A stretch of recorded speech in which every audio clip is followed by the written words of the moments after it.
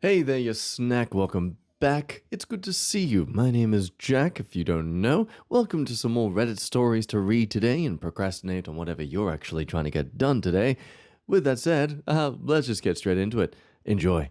This story by Suspicious RIP 103 in r/true off my chest. Dealing with a stalker. My partner's ex-girlfriend won't leave me alone. I'm 27 female, and I'm in a relationship which, not to brag, is everything I have wanted for so long. Since December 2023, my life has been turned upside down by my boyfriend, male 32's, ex-girlfriend, who's 29, who has been relentlessly stalking and harassing me. I've never had a conversation with this woman, and yet she has made it clear that she is determined to make my life like a nightmare. It all began with small, unsettling acts of vandalism. She started vandalizing things outside my apartment, breaking plant pots and destroying the string lights I had hung up. While these actions were troubling, they were just the beginning. In February 2024, things took a much darker turn. She broke into my home with a hammer, clearly searching for me. Thankfully, I wasn't there at the time. I found out that she had caused significant damage to my apartment,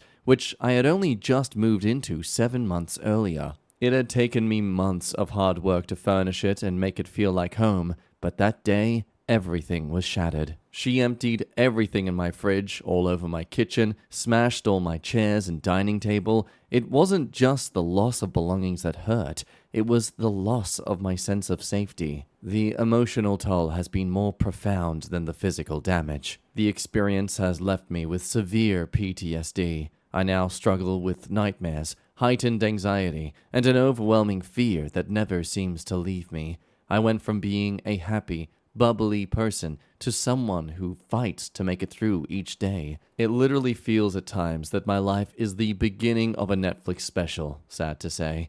Therapy and medication have helped me reclaim parts of myself, but the constant harassment keeps dragging me back into a state of panic and unease. Even though I have an order of protection in place, she has found ways to torment me. She contacts me using her family's phone numbers and fake numbers. Since I can't prove it's her texting me these awful things, nothing can be done. Her family has also reached out multiple times, calling me names and explaining how I am the one mentally unwell and should move on. Even after I provided them with tons of incidents on my Ring camera that clearly show their daughter/sister being the one who isn't moving on.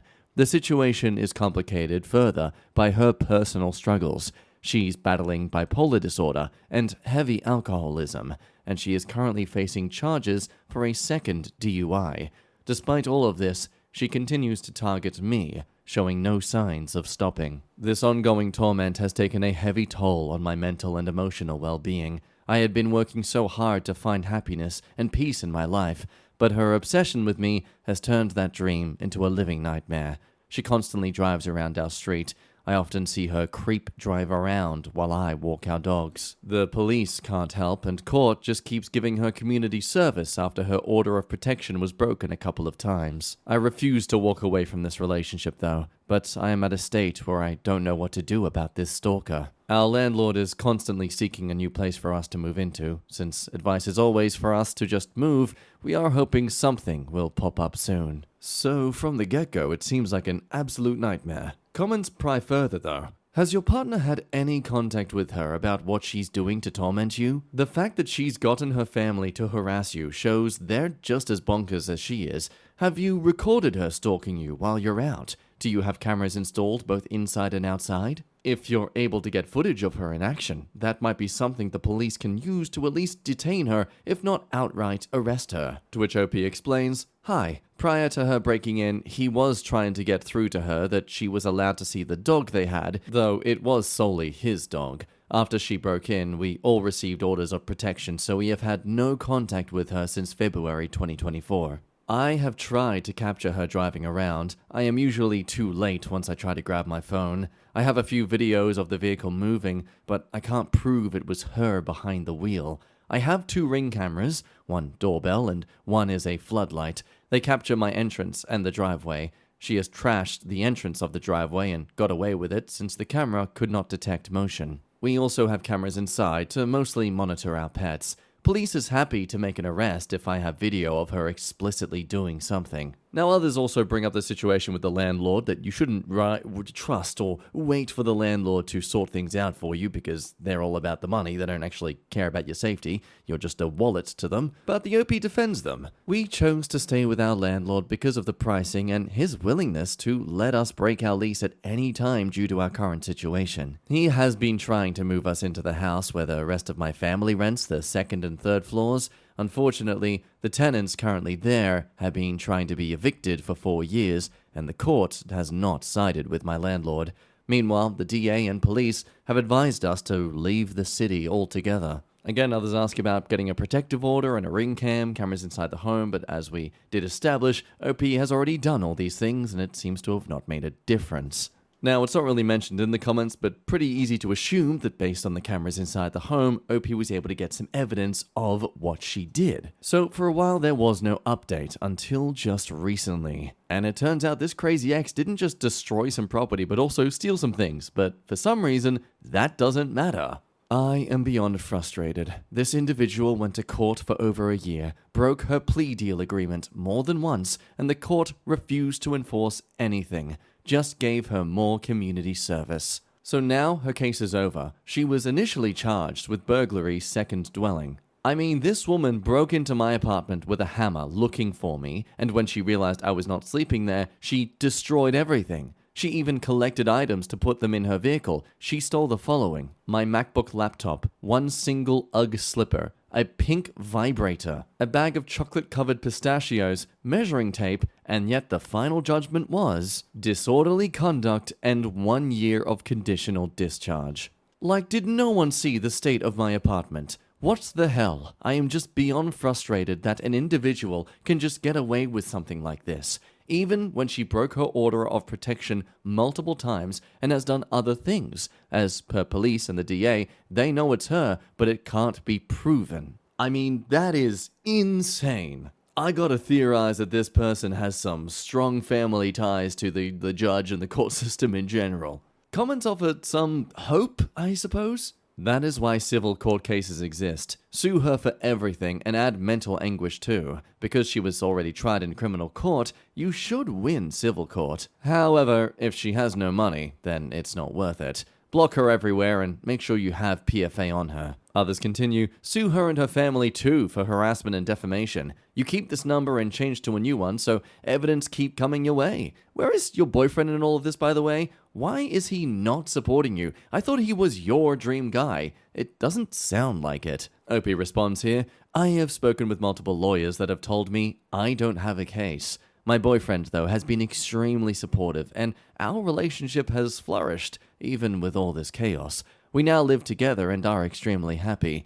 I'm not sure what else is expected of him. Yeah, at this point, unless the boyfriend just doesn't have a job anymore or any life outside of protecting OP 24/7, there really isn't anything more he can do here. Like, what's he gonna do? Start threatening and harassing the ex himself? Just further himself getting involved with her life when he's clearly had some sort of traumatic experience, as reading some more of OP's comments brings to light. Other comments were even suggesting that at this point, you need to arm and defend yourself, so for that one eventual day where she finally does try again, well, you have some justified self-defense excuse. Of course, a bit of a dark suggestion, so I'm open to your suggestions here, what the hell OP can really do that isn't just them folding to this crazy person.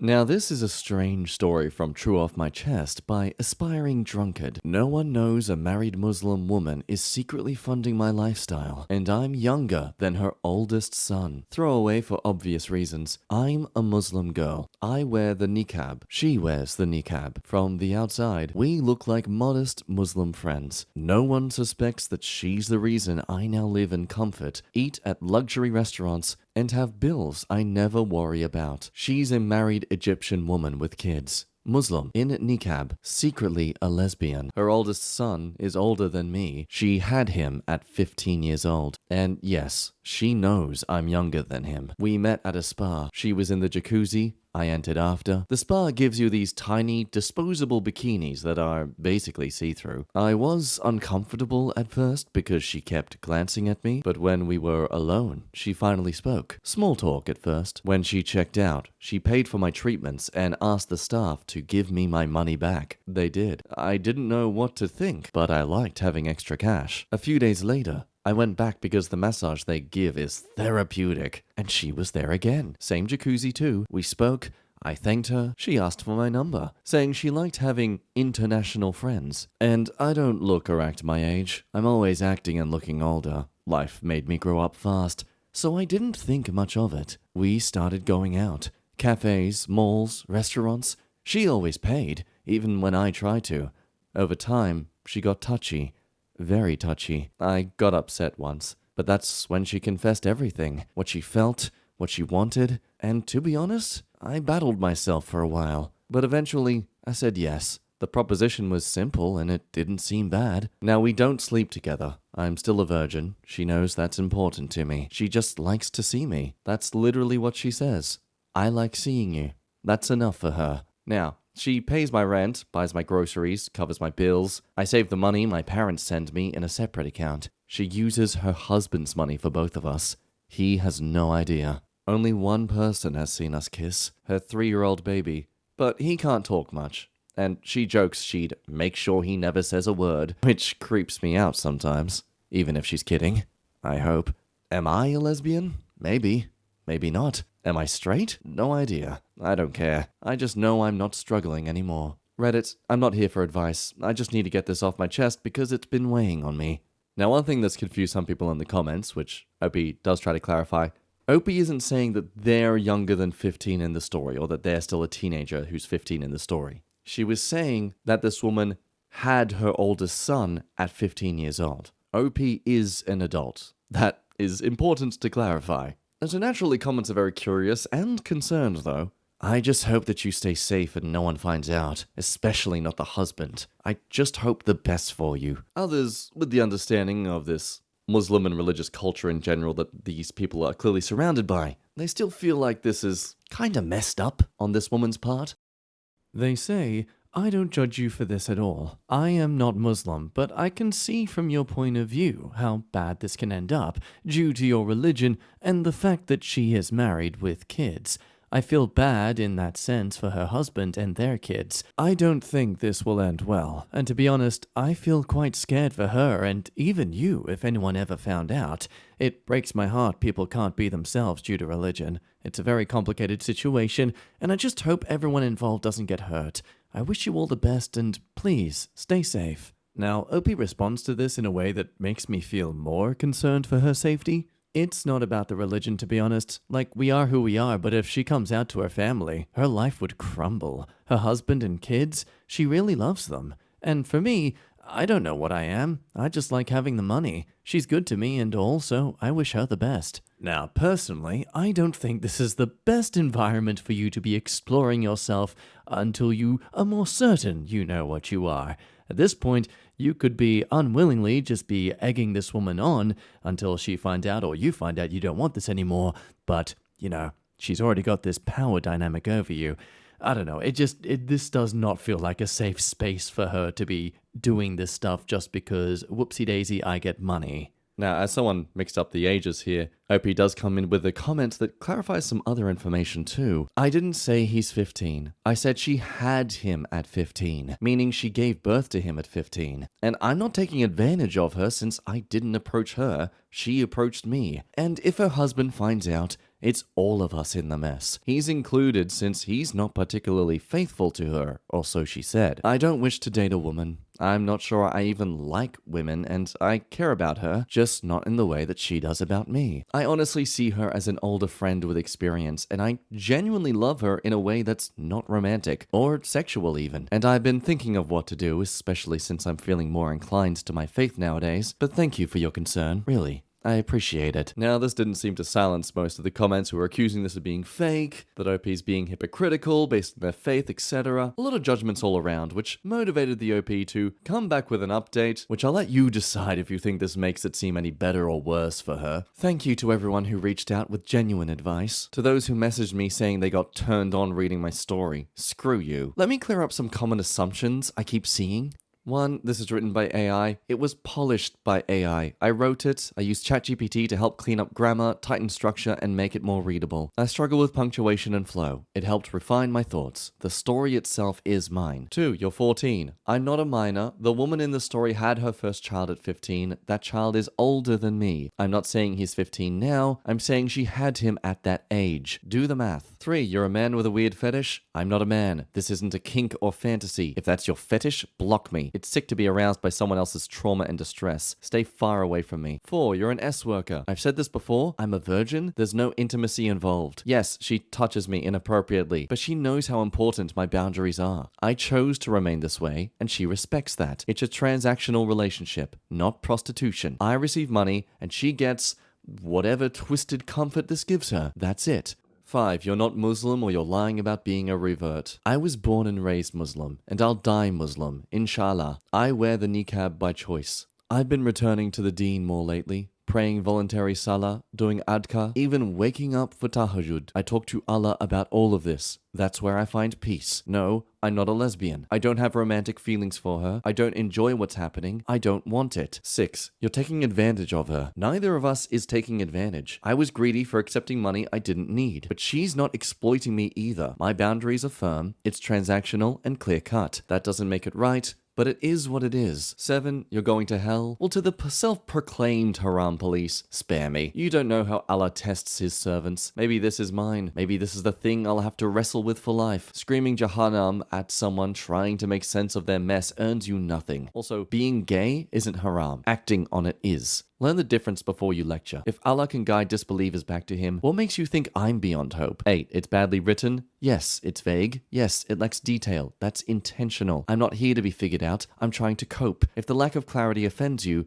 go drink water and scroll past. This story is messy because life is messy. I'm not here to glamorize anything. I'm not asking for pity. I just needed to talk. And if you can't listen without moralizing or fetishizing, then I'm not talking to you. To anyone even thinking about getting into a similar situation, from one human being to another, don't. It's not worth the sleepless nights, the emotional exhaustion, and the shut mouth. I am so deeply ashamed of myself that I can't even say it out loud to a single soul in real life. As luxurious as it may seem on the outside, your peace of mind and your relationship with Allah will always be more precious. I want to leave. I really do. But I can't. Leaving would be fatal. It would destroy more than just me. So I stay. I rot quietly. It feels like burying myself alive, but at least it's me doing the digging. So this update really changes the tone of the previous post, I think. At first it seemed like OP was just bewildered this was happening to them. Now it seems like they're genuinely suffering. Now people are defending this, saying that Reddit is full of boring people living boring lives who have never experienced anything outside of a tiny driving range. These people can't comprehend the vast array of human experience or the huge differences in culture and religion even within those same cultures and religions. You go girl and live your best life. Just be safe. Others are certain OP is just gonna be in more danger if they stick along this. There's no way the man isn't going to realize the incredible amount of money his wife is moving eventually, even if he's rich. I'm apprehensive to believe this story in the first place, but giving you the benefit of the doubt, you need to get out of this before you're in actual danger. What you're doing is incredibly risky. You seem old enough to get a job and start handling your own stuff if you're old enough to have a full-blown affair. Figure it out and be a big girl. Yeah, as much as I'm feeling sorry for her kind of being miserable about this, it's really hard to see how this is fatal for the OP to just leave if they're genuinely upset and miserable about this. Kinda makes me wonder if maybe this relationship is a lot more abusive and problematic than OP is actually implying. Now this quick and weird story is by a throwaway. Partner of 4 years accused me of pedophilia and I'm not sure what to do. I'm 20 male, my partner's 21 female, and they accused me of pedophilia this morning and I'm not sure what to do. For some context, we have a 3-year-old and live together. We are basically always around each other outside of me working. Last night, we were at her grandmother's house, a place we frequent, and her family is oftentimes there. Her 16-year-old sister was also there, and we were all just hanging out in the kitchen. We stayed for 2 hours, then drove home. This morning, my partner texts me and asks, am I a pedo? I tell her no and ask why she's asking that. She says she saw me look at her sister's butt when she stretched. I told her that I didn't. I don't even remember her stretching. We talked this morning and all my partner says is, I saw you, while I'm trying to explain to her that I've never looked at her sister that way. I feel like this has really severely changed how I see my partner, and I'm not sure what to do. Collecting some comments, they say, okay, let's say you did look at her sister's butt. You're 20, she's 16. That's not pedophilia. Next, that's one hell of an accusation to toss out there. It's the kind of thing that could lead you to lose any visitation with your child. You're both young, so maybe she doesn't know what that word means, or doesn't understand how serious of an accusation that is. It's worth a serious discussion. Now, Opie responds here saying, I want to believe this, but I tried talking to her and all she said was, I saw you, and pretty much shut me out. I will bring it up again, but she should know how I feel. Like, we're both college students, and she isn't uneducated by any means. I just don't understand why she would think this or say this, and I honestly felt something physically die inside of me when we talked. Like she really thinks I'm that kind of person for something I didn't do. It could be possible that Opie's girlfriend stumbled upon something that made them question the relationship. Maybe she's jealous of her younger, maybe prettier sister? That could be it too. But then you have this rather damning theory. Seems like to me that Opie's girlfriend wants to move on from him and is trying to do so in one of the most hurtful ways possible. There is no other excuse for an accusation like this besides having the idea in her head that if she were a single mom, she would be better off, or something like that. While still collecting child support, women can be quite vicious.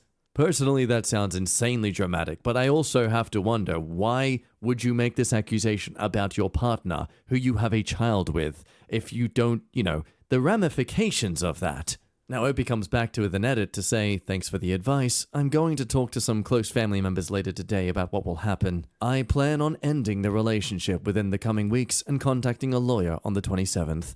I'm not sure what will happen, but I hope everything will be okay. Now, what I'm curious about is if you think that is a justified reaction to make here. Personally, in this position, if I had a child with this person that they are saying they do, and I'm being accused of this sort of thing, but clearly no action is being taken to isolate the child away from me, I'm gonna have to question if she's really using this in the term that is, what it should be seriously used for. Sounds to me she's being rather bitter and jealous that someone would notice that she has a younger sister, and instead of reflecting on her own insecurities, she'd rather double down and make it your fault for her not feeling pretty enough. But let me know what you think. Do you think that this girlfriend genuinely has some belief that the OP is drooling for his sister? It's just so strange that she'd say this but then do nothing else but just say, I know what I saw. With that said, though, it's gotten quite long in this video, so I think it's best we end today's time there. Thank you for watching if you made it this far. I really appreciate your time, and until the next time, you be good, I love your face, and I'll see you then. Bye-bye now.